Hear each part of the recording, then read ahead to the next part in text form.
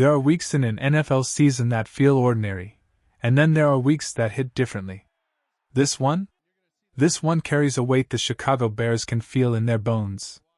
As Week 14 closes in and the temperature drops towards single digits, the battle between Chicago and Green Bay shifts from a simple rivalry into a test of toughness, depth, and survival.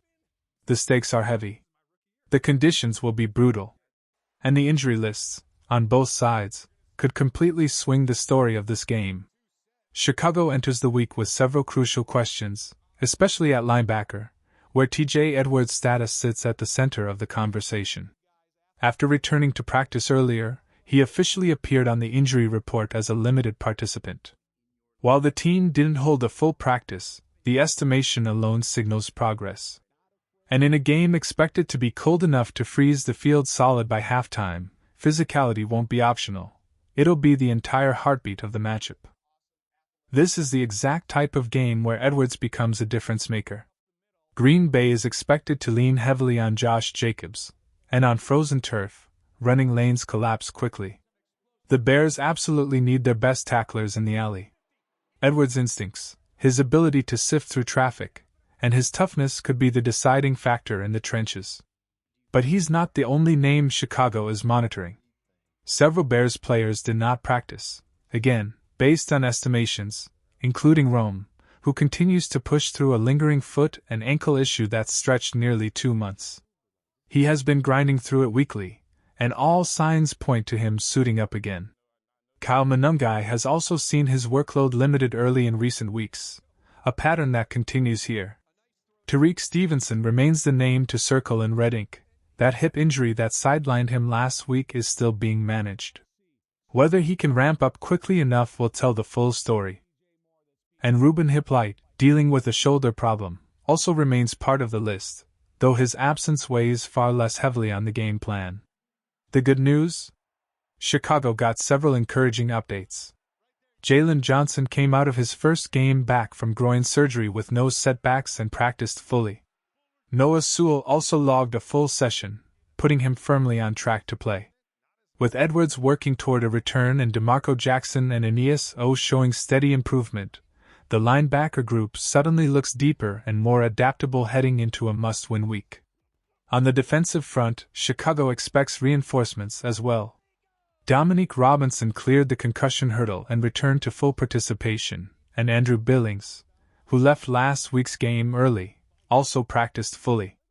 Considering how valuable Billings is in cold weather, power-heavy matchups, this development could subtly tilt the field in Chicago's favor. But the Packers aren't walking into this game quietly either. Their injury report is long, a laundry list of names that hints at a team absorbing the hits of the season. 3 players did not practice: Savon Williams, Devontae Wyatt, and Lucas Van Ness. Wyatt appears close to landing on injured reserve, with the type of ankle injury that could end his season entirely. Van Ness, meanwhile, was spotted in a walking boot, making it unlikely he'll suit up. His absence would strip Green Bay of a versatile piece who can kick inside when needed, and with Wyatt out, that defensive line depth starts to look thin in all the wrong places. Green Bay scrambled to pull Jordan Riley off the Giants' practice squad, a sign they know they're vulnerable up front. Meanwhile, several Packers appeared as limited participants, including big names like Josh Jacobs, Matthew Golden, Dantavian Wicks, and Quay Walker. Some are expected to play, but Golden and Walker remain true game day questions. Momentum, health, and the weather are all converging at once. And this is only the beginning. You don't become the NFC's top rushing team by accident. You don't suddenly jump from average to elite on early downs without a clear vision behind the scenes. And the Chicago Bears, under the direction of their relentlessly creative offensive architect, have transformed themselves into one of the NFL's most dangerous, balanced, and efficient ground attacks. A revealing stat surfaced this week, one that shines a spotlight not just on results, but on design. Last year, Chicago ranked 25th in early down rushing production, sitting at just 87 yards per game on first and second down. That is a recipe for stress, long third downs, predictable passing situations, and constant pressure on the quarterback. This year? Everything has flipped. The Bears are pounding out 135 rushing yards per game on early downs, the best number in the league. Not top 5. Not top 3. Number 1. That early down explosion doesn't just create highlight runs, it removes obstacles. When a team dominates first and second down, they rarely face stressful third downs at all. And when they do reach third down, they're manageable. That means run or pass stays on the table. It means the defense can't key on tendencies. It means Caleb Williams gets to operate from a place of comfort, rhythm, and balance. The efficiency comes from everywhere. Better blocking, smarter designs, a diverse rushing menu, a 1-2 punch at running back, and an offensive line built for movement, power, and precision. Kyle Monangai has blossomed into an absolute 7th-round gem, arguably one of the steals of the draft. And DeAndre Swift? After a frustrating 2024 season in which he averaged under 4 yards per carry, he has rebounded with force. His burst, patience, and decisiveness have returned, and he's playing like someone who heard the criticism and used it as fuel. But credit also flows directly to the offensive line. Chicago's front office rebuilt the trenches with a combination of acquisition and development, trading for Joe Thuney, signing Jonah Jackson, adding Drew Dalman, and continuing the steady progression of Darnell Wright. AZ has stepped in recently at left tackle and held his own, giving Chicago badly needed flexibility. And then there is the engine, the strategist turning the knobs and adjusting the blueprint every week. Chicago's offensive playcaller isn't just creative, he's quietly redefining what modern run game design looks like. You watch the film and see linemen pulling one direction, while wide receivers block from angles that create lanes nobody expects. Combo blocks happen at perfect timing. Cutback lanes appear organically. The precision, the layers, the sequencing, everything is intentional. This is run game creativity at the same level most teams reserve for passing innovation. Before we continue, if you want daily Bears updates, deeper film breakdowns, injury alerts, and game day analysis, make sure you subscribe right now. When you hit that button, you help push these videos to more Bears fans, and you make sure you never miss major team news. Subscribe, turn on notifications, and stay locked in. Big episodes are coming. Back to the field.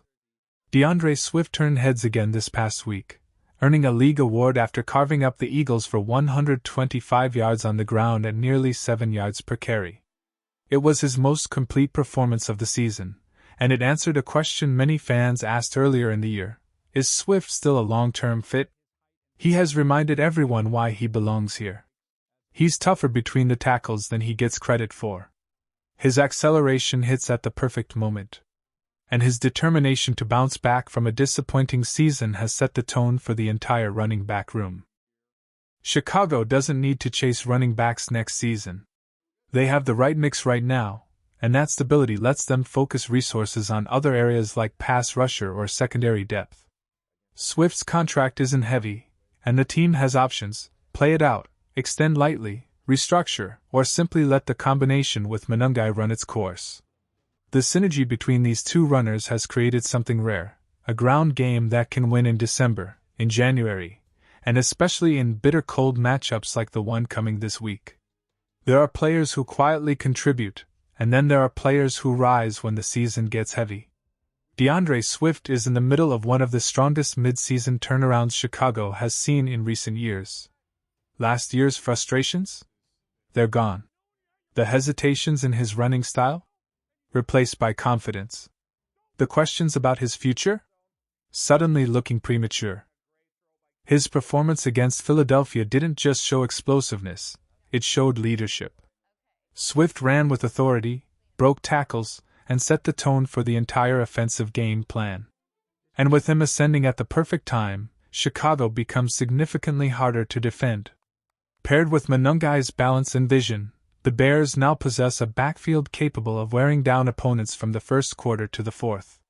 And in games defined by icy fields and freezing winds, this kind of running game doesn't just help, it wins.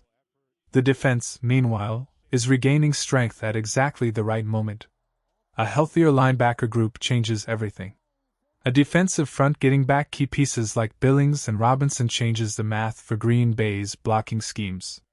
And the looming return of Tariq Stevenson, if he clears the hip issue, could tighten the back end dramatically. You can feel the momentum shifting. You can feel the Bears sharpening their identity. This is a team built for December football. This is a team that welcomes the cold. This is a team that wants Green Bay to line up and try to run straight at them. As the rivalry week intensifies, fans are fired up, the locker room is locked in, and the runway to the postseason is getting shorter. Every snap matters. Every tackle matters. Every yard matters. And Chicago is showing signs of a team that is not only prepared for this moment, but ready to seize it. So if you want to show love to the player who has powered this resurgence, drop a 4 in the comments for DeAndre Swift.